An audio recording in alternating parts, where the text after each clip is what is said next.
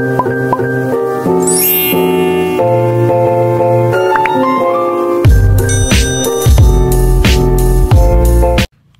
guys, welcome to my YouTube channel. This is my first vlog.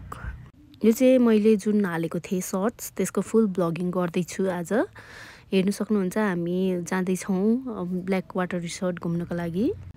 यो चाहिँ एकदमै भाइबिङ वाला ग्रीन नेचरी वाला भाइब्स दिने ठाउँ छ। यहाँ चाहिँ ड्राई पिकनिकको लागि बेस्ट प्लेस पनि रहेछ। यो मेरो फर्स्ट टाइम भिजिट हो।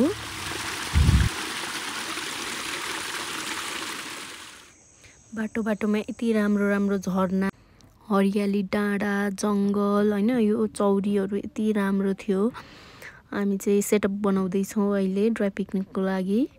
तपाईहरु चाहिँ विश्वासै गर्नु सक्नु हुँदैन के यो यति राम्रो प्लेस छ। तपाईहरु के मैले विश्वास गर्न सकेको थिइन यति राम्रो प्लेस यहाँ पनि रहेछ भनेर।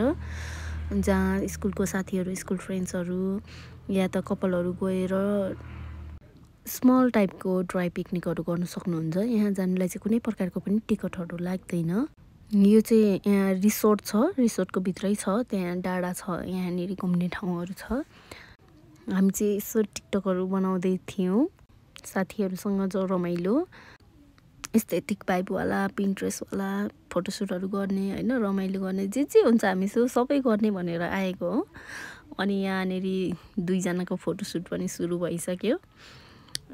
अनि म चाहिँ मेमोरिजहरु क्याप्चर गर्दै छु उनीहरुको। अनि हेर्नुस् एकदम राम्रो छ, यति राम्रो छनु त त्यति खासै राम्रो केही पनि छैन अरु हेर्नुको लागि। तर हरियाली जताततै हेर्यो हरियाली नै हरियाली, डाँडा, वन, जंगल, खोला, झरना, अरु केही छैन।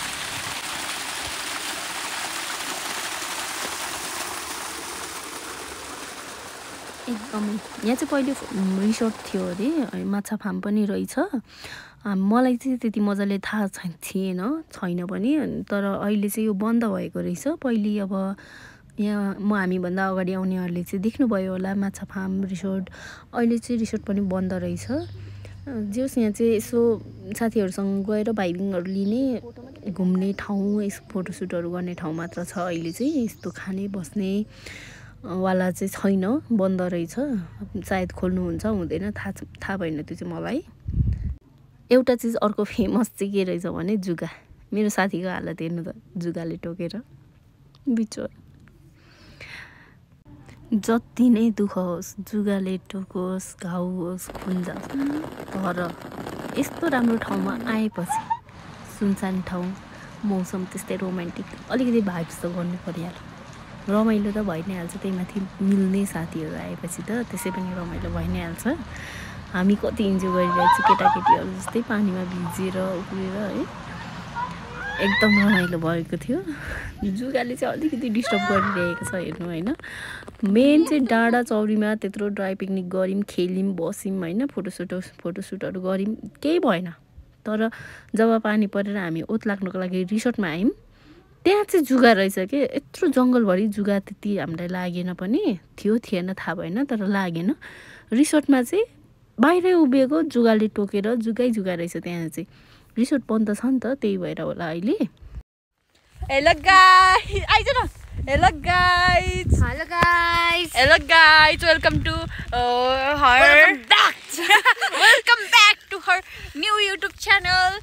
अनि हामी चाहिँ आज 3 जना, मेरो साथीले तपाईहरुलाई ब्लगको बिचमा आएर बिच भागमा आइसकेपछि वेलकम गरे पनि तपाईहरुले सर्ट्स हेरेर जतिले पनि सब्स्क्राइब गरिदिनु भयो, लाइक गरिदिनु भयो, धेरै माया गरिदिनु भयो, धेरै धन्यवाद।